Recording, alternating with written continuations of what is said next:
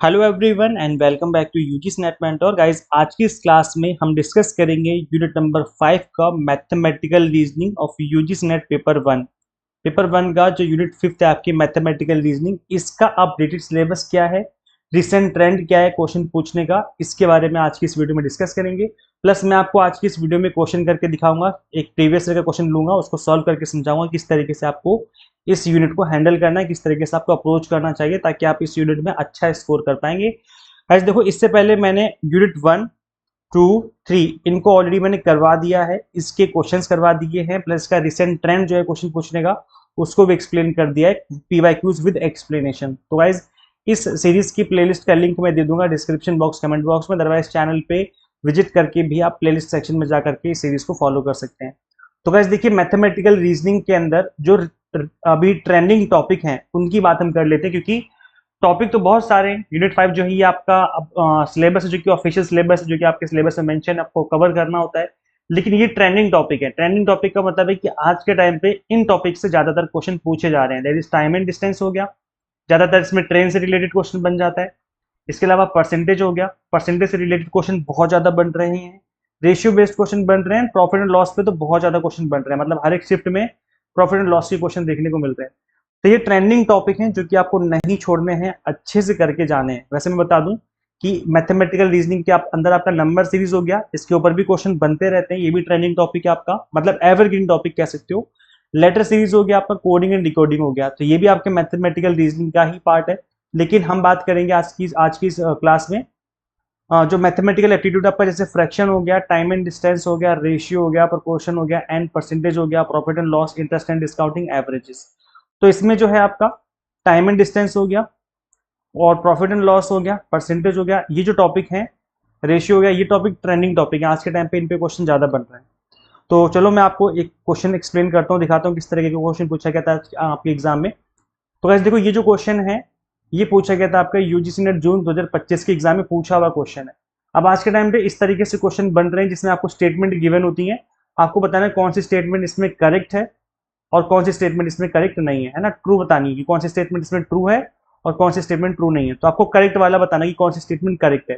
तो एबीसी केवल ये 3 करेक्ट है, डी करेक्ट नहीं है, या फिर बी सी डी करेक्ट है, फिर ए एंड सी करेक्ट है, फिर बी एंड डी करेक्ट है। तो इस क्वेश्चन को कैसे अप्रोच करना है मैं आपको समझा देता हूँ। मैं एक बार बता दूं, हिंदी मीडियम वाले कैंडिडेट्स के लिए भी मैंने क्वेश्चन को हिंदी में डाला हुआ है, तो कोई घबराने वाली बात नहीं है। आप चाहो तो इसका स्क्रीनशॉट ले सकते हो, या फिर आप इस अपनी स्क्रीन पॉज करके, वीडियो की स्क्रीन को पॉज करके, वीडियो पॉज करके आप इस क्वेश्चन को पढ़ सकते हो। ये आपका यूजीसी नेट जून 2025 में पूछा हुआ क्वेश्चन है, तो आज की इस क्लास में इसको हम डिस्कस करने वाले हैं। मैं एक्सप्लेन करूंगा और समझाऊंगा किस तरीके से आपको क्वेश्चन को सॉल्व करना चाहिए। तो वैसे देखिए, पहला जो क्वेश्चन है इसमें बोला जा रहा है, if an athlete runs 200 metre in 24 second then his speed is 30 kilometre per hour. तो यहां पर आपको ट्रू बताना है कि क्या स्टेटमेंट ट्रू है या ट्रू नहीं है, फॉल्स हो जाएगी। तो इस क्वेश्चन को एक बार मैं हिंदी में भी पढ़ देता हूँ, गो थ्रू कर लेता हूँ, नहीं तो फिर हिंदी मीडियम वाले स्टूडेंट्स बोलेंगे सर आपने हिंदी में तो पढ़ा ही नहीं। सो यदि एक एथलीट 200 मीटर 24 सेकंड में दौड़ता है तो उसकी गति जो है 30 किलोमीटर प्रति घंटा है। कितना आसान क्वेश्चन है, और जितना आसान है उतनी स्पीड से क्वेश्चन हो भी जाएगा। तो यहाँ पर आपको ये बोला गया गाइस, दैट इज कि जो डिस्टेंस दे दी 200 मीटर, आपको टाइम दे दिया, तो स्पीड क्या होता है, स्पीड होती है डिस्टेंस अपॉन में टाइम, यस और नो। और स्पीड दी हुई आपको 30 किलोमीटर पर आवर। तो क्या करना है, इस स्पीड को, और सॉरी डिस्टेंस को टाइम से करने देना है divide. 200 metre divide by time कितना है, 24 सेकेंड। सॉल्व करोगे आंसर आ जाएगा। लेकिन लेकिन लेकिन एक बात याद रखना कि यहाँ पर जो यूनिट जो है किलोमीटर पर आवर में है, लेकिन यहाँ पर मीटर और सेकंड में गिवन है, जबकि यहाँ पर किलोमीटर पर आवर की बात की जाएगी। तो इसलिए हमें इसको कन्वर्ट करना पड़ेगा, इसको किलोमीटर में और इसको हमें आर में, मतलब किलोमीटर पर आवर में इसको हमें कन्वर्ट करना पड़ेगा, टाइम और डिस्टेंस को और टाइम को, ठीक है। तो ऐसे देखो, बहुत सिंपल सा तरीका होता है, जब हम मीटर को कन्वर्ट करते हैं किलोमीटर में, तो ये 200 मीटर है, इसे हमें कन्वर्ट करना है किलोमीटर के अंदर। तो क्या करेंगे, हम 200 को डिवाइड कर देंगे 1000 से। जैसे हम डिवाइड करेंगे आपका निकल के आ जाएगा 0.2 किलोमीटर, ये हमने निकाल लिया किलोमीटर में। ऐसे हम टाइम को करेंगे, 24 सेकेंड का टाइम है ना, इसको हमें किस में कन्वर्ट करना है, आर में कन्वर्ट करना है। तो ये कितना हो जाएगा, 24, सही से लिख देता हूं मैं, 24 डिवाइड बाय क्या करेंगे, 3600 करेंगे। 3600 क्यों करते हैं, इसलिए करते हैं बिकॉज 1 घंटे में कितने सेकंड होते हैं, क्योंकि सेकंड में गिवन है ना, और हमें आर निकालना है, आर में जाना है। तो 1 मिनट में 60 सेकंड होते हैं, और 1 घंटे में इस तरीके से 60 मिनट होते हैं, है ना। तो इसलिए 60 मल्टीप्लाई बाय 60 करना पड़ेगा, और आपका जो है 3600 हो जाता है, इसलिए हमें 3600 से डिवाइड करना होता है। तो जब इसको सॉल्व करेंगे यू विल गेट अप्रोक्स कितना निकल के आएगा। मैं इसको पॉइंट में निकाल देता हूँ एक बार, या आप पॉइंट में निकालोगे तो फिर कैलकुलेशन बड़ी हो जाएगी। तो एक काम करते हैं, इसको ऐसे छोड़ देते हैं, ये 24 अपॉन में 3600 ऐसे छोड़ दो। अब यहाँ पर जो फॉर्मूला लगेगा वो क्या लगेगा, वो लगेगा चाल बराबर speed is equal to distance upon में टाइम होता है, ठीक है। अब यहाँ पर स्पीड आपको गिवन है 30, हमें 30 कैलकुलेट करना है, डिस्टेंस कितनी 0.2, हमने 0.2 निकाले ना डिस्टेंस, ये अपॉन में टाइम। अब टाइम कितना है 24 अपॉन में 3600, ये है ना। तो क्या करना है, इसको लिख दो अपॉन में 24 अपॉन में 3600। अब जब भी अपॉन के अपॉन में होता है तो ये वैल्यू ऊपर चली जाती है, तो इस तरीके से हो जाएगा ये 0.2 मल्टीप्लाई बाय 3600 डिवाइड बाय 24। करो डिवाइड, ऊपर से पॉइंट हटाओगे तो नीचे हो जाएगा 10, एक जीरो से जीरो काट दो, ठीक है। 6 चौके 24, 6 6 36, ठीक है। यहाँ 60 हो गया, ये वाला जीरो यहाँ पर लिख दिया वाला, ठीक है। और अब करो इसको डिवाइड, तो ये कितना जाएगा 4 एकम 4 और 4 पंचे 20, मतलब 15 की मल्टीप्लाई 2 में करोगे तो 30 आ जाएगा। तो 30 किलोमीटर आ गया, 30 किलोमीटर पर आवर। तो यस 30 किलोमीटर पर आवर है, तो इसका मतलब जो स्टेटमेंट ए है वो क्या हो जाएगी, ट्रू। स्टेटमेंट नंबर ए जो हो जाएगी वो जाएगी ट्रू, ठीक है। समझ में आ गया, इजी है ना। सिंपल सा फॉर्मूला लगाना था, एक ही फॉर्मूला है, आपको हर जगह वही फॉर्मूला काम आएगा, that is speed is equal to distance upon में टाइम। बोले तो चाल बराबर दूरी बटा समय, ये फॉर्मूला लगेगा। और आपको यहाँ पर चाल गिवन थी 30 किलोमीटर पर आवर, दूरी और समय भी गिवन है, तो दूरी ये रही, समय ये रहा।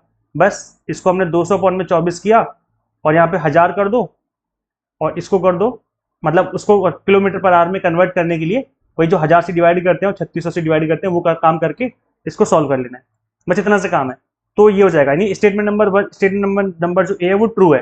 अब आप यहाँ से क्या कंक्लूड कर सकते हो, ये कर सकते हो कि इस वाले ऑप्शन में ए नहीं है, नहीं है, इसका मतलब ये ऑप्शन नहीं हो सकता।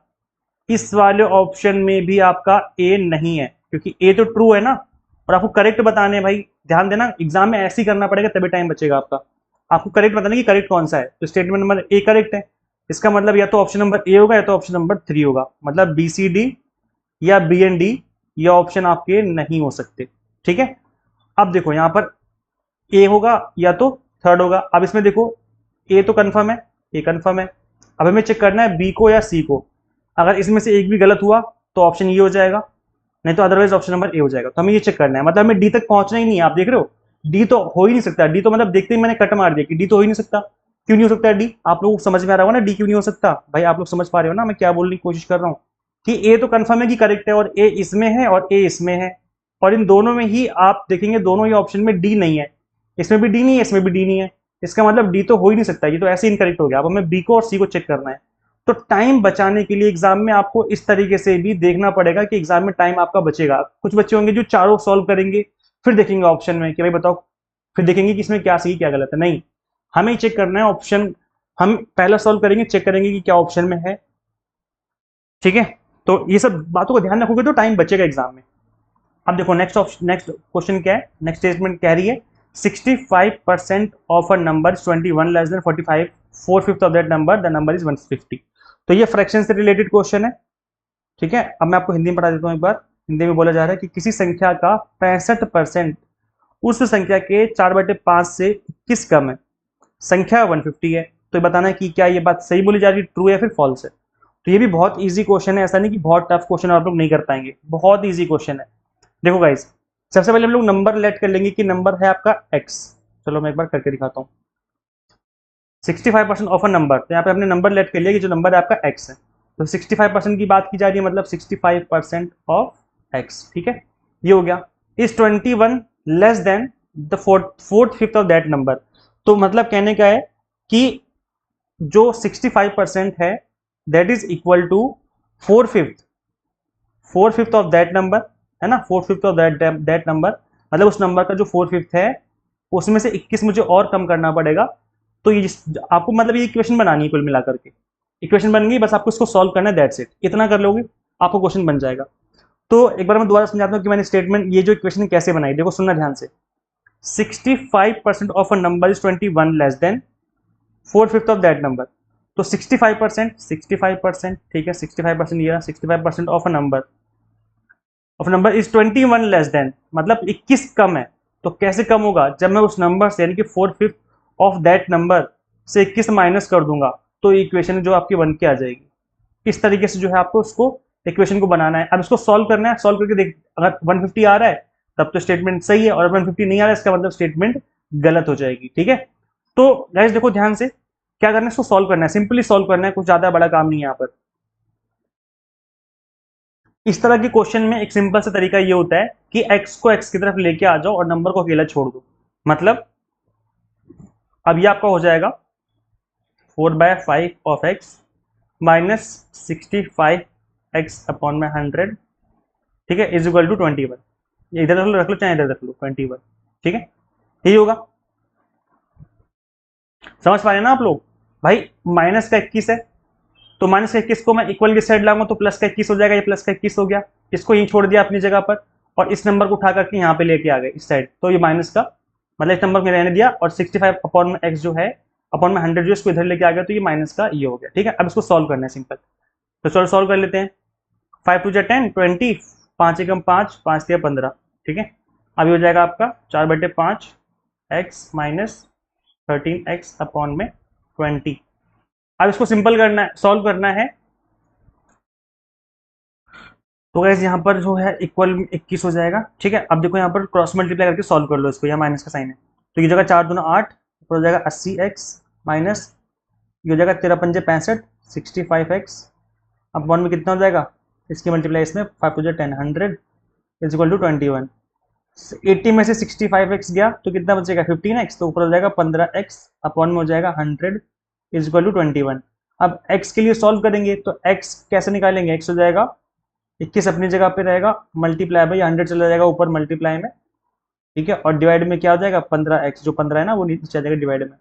अब इसको सिंपल सॉल्व कर लो, 5 से 15 होता है ना, और नहीं 3 5 15, 5 से करो 3 से, 3 5 15, 3 7 21, ठीक है, और यहाँ हो जाएगा 5 2 10, 7 दूना 14, मतलब 140। तो फाइनल आंसर जो है 140 आ रहा है हमारा, जबकि यहाँ पर क्या बोला जा रहा था 150 बोला जा रहा था। इसका मतलब है कि 150 नहीं हो सकता, यहाँ पर 140 आना चाहिए, इसका मतलब बी स्टेटमेंट जो है वो गलत है, गलत है, बी नहीं हो सकता। हमने क्या कंक्लूड किया कि बी ऑप्शन नहीं हो सकता।